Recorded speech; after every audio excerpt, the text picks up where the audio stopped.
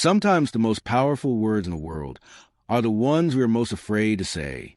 I'm sorry. She was the girl who always believed she was right. The girl who never lowered her voice or her pride for anyone. She thought strength meant never bending, never admitting, never apologizing. But life has a strange way of teaching lessons. Not with thunder, but with silence. Not with punishment, but with loss. And when the day finally came, when she looked into the eyes of the one she had hurt the most, her heart trembled for the very first time. Because sometimes you don't lose people because they stop loving you. You lose them because your pride speaks louder than your heart.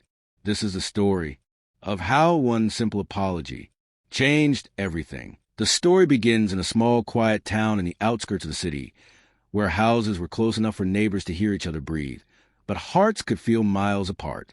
The twins were born on the same day, raised on the same roof, fed from the same hands of the same mother, but their souls were shaped by very different storms. The older twin by just 7 minutes, Amara, had skin the color of rich earth, warm and deep like the soil that gives life. Her eyes were soft, and her voice felt like the calm after rain. People often said she carried light, without needing to make noise. The other twin, Evelyn, had skin pale like morning frost, and hair that glowed golden when the sun touched it. She walked like she owned the ground beneath her feet. Her voice was sharp, her gaze unyielding. She was admired, noticed, and praised easily, almost automatically. But the world didn't treat them the same. And Evelyn learned very early that the world loved her more, and she never let anyone forget that. When neighbors complimented Evelyn, her smile would stretch wide, confident, satisfied. But when someone praised Amara, Evelyn's eyes would stiffen and her jaw would tighten. Because praise to her was a territory to protect, not share.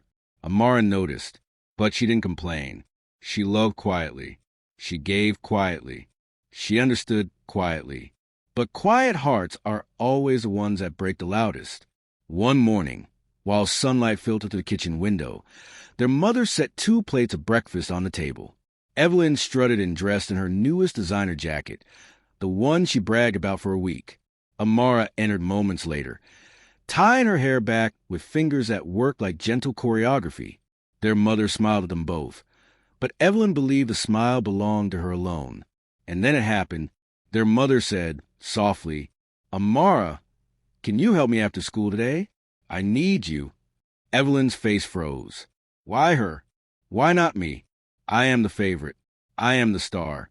I am the one people choose. Her voice came cold, sharp, cutting through the morning. Why don't you ask her to do everything? She's already your little servant anyway. The words hit Amara harder than a slap. Her fork stopped. Her chest tightened. But she didn't speak. Because sometimes the kindest hearts are also the quietest sufferers. Their mother turned to Evelyn, shock in her eyes. Evelyn, apologize. That was cruel. But Evelyn only smirked. I don't apologize. 3 words. But they drew a line that day. A line that separated love from pride, family from rivalry, sister from stranger. And Amara learned something painful. Some people aren't cold because they don't feel. They're cold because they're afraid to feel. That night, the house felt different.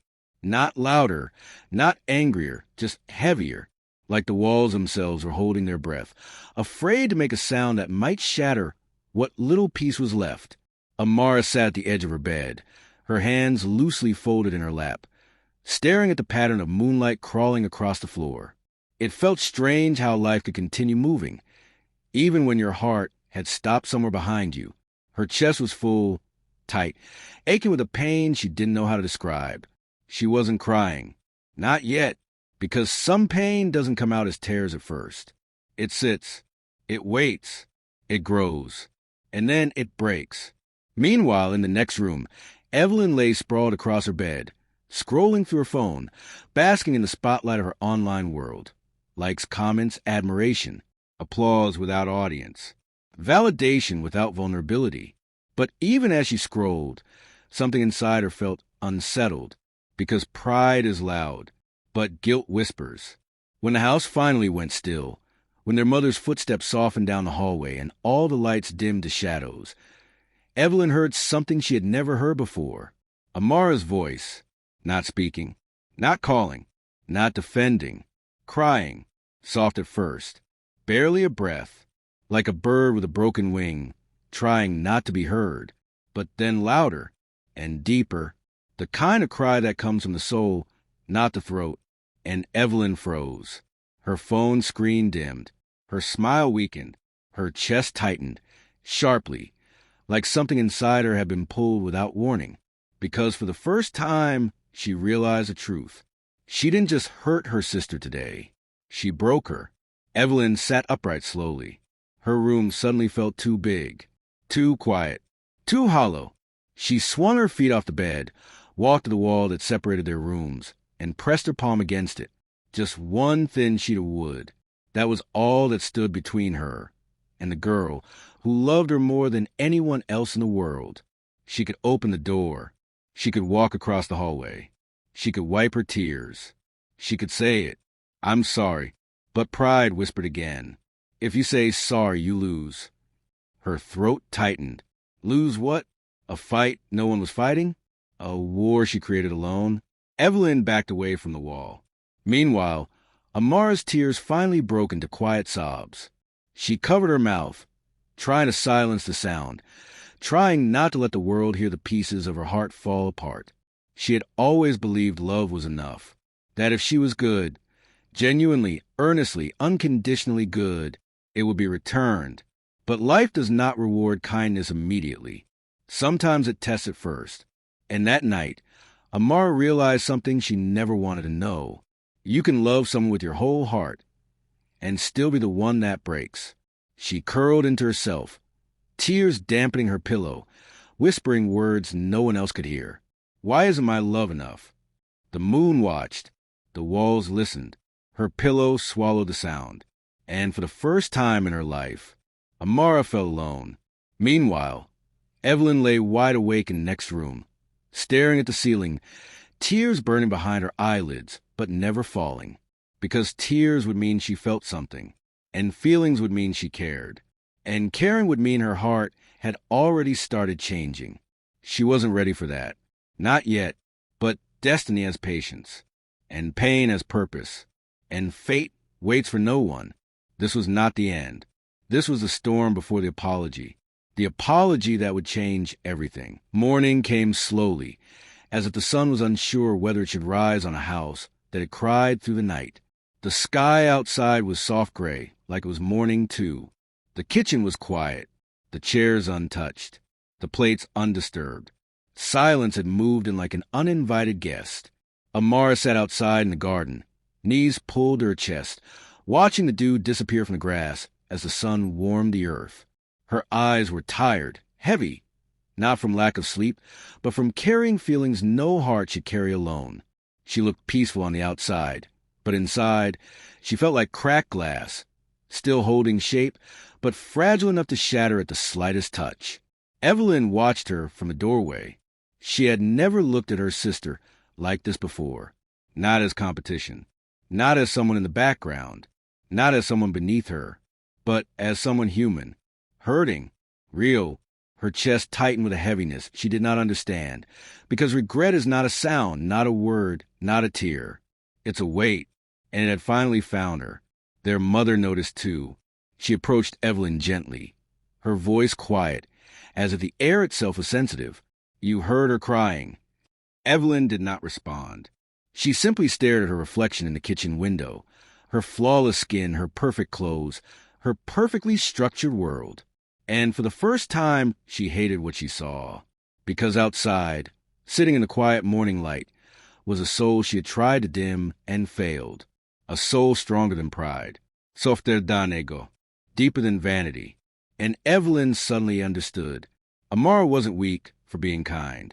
Kindness was the strongest thing in this world. Evelyn took a slow breath. Her heart trembled. Her steps were small. But she walked. She walked across the yard, the grass cool beneath her feet, the world strangely still. Amara didn't look up. She didn't expect anything. She didn't even hope. Pain teaches you not to. Evelyn stopped right in front of her. The words were heavy, sitting in her throat like stones. Saying them meant surrender, admitting, breaking, becoming soft. But real strength is not the refusal to bow. Real strength is the courage to kneel. Her voice was quiet when it came out, shaking, unfamiliar, human. Amara, I'm sorry. Just 2 words. But they landed like a miracle. Amara lifted her head slowly, her eyes red, her face tired, her soul exposed. And Evelyn felt something inside her shatter, not painful this time, but freeing. Tears rose in her eyes. Real tears. Human tears. Tears that washed away years of walls.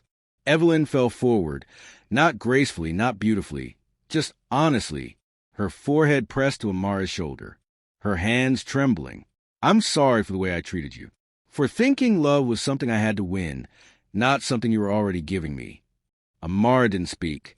She didn't need to. Her arms lifted, slow, gentle, and wrapped around Evelyn with the kind of love that doesn't have to prove itself. And in that moment, the world softened. For the first time in their lives, they weren't the cold one and the warm one, or the proud one and the kind one. They were just 2 sisters, finally finding each other. Some days changed nothing on the outside, but everything on the inside. After that morning, Evelyn didn't magically become perfect. She still had pride. She still got frustrated. She still raised her voice sometimes. But something had shifted inside her. A door she never knew existed had opened. She started noticing things she had ignored before. How Amara always made sure she ate first. How she shared every joy without expecting anything back.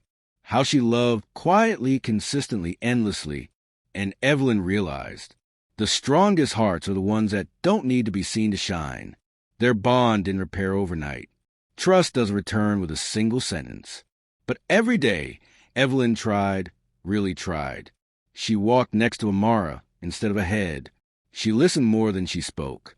She learned how to say, thank you. I was wrong. I care about you. Not because she had to, but because she finally understood what love felt like.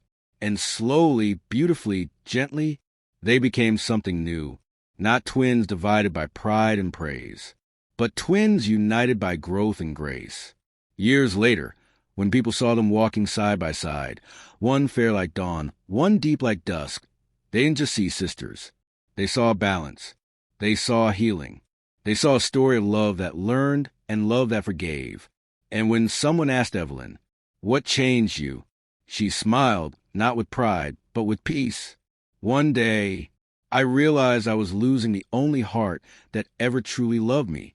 And I chose to change before it was too late. Because sometimes the most powerful love stories aren't the ones we find. They're the ones we repair. Sometimes the hardest battles we fight are not with the world outside, but with the pride inside our own hearts. We spend so much time trying to be right, trying to look strong, trying to protect an image of ourselves that we think others need to see, that we forget the simplest truth. Love is not a competition. Love is not a trophy. Love is not something you win. Love is something you give. Gently, honestly, humbly. And sometimes the most powerful act of love is a small apology whispered in a moment of truth. Because saying, I'm sorry, doesn't make you weak. It makes you free. Free from ego. Free from fear. Free to love and be loved again. So remember, you don't lose anything by apologizing, but you can lose someone precious by staying silent. Choose your heart over your pride every single time.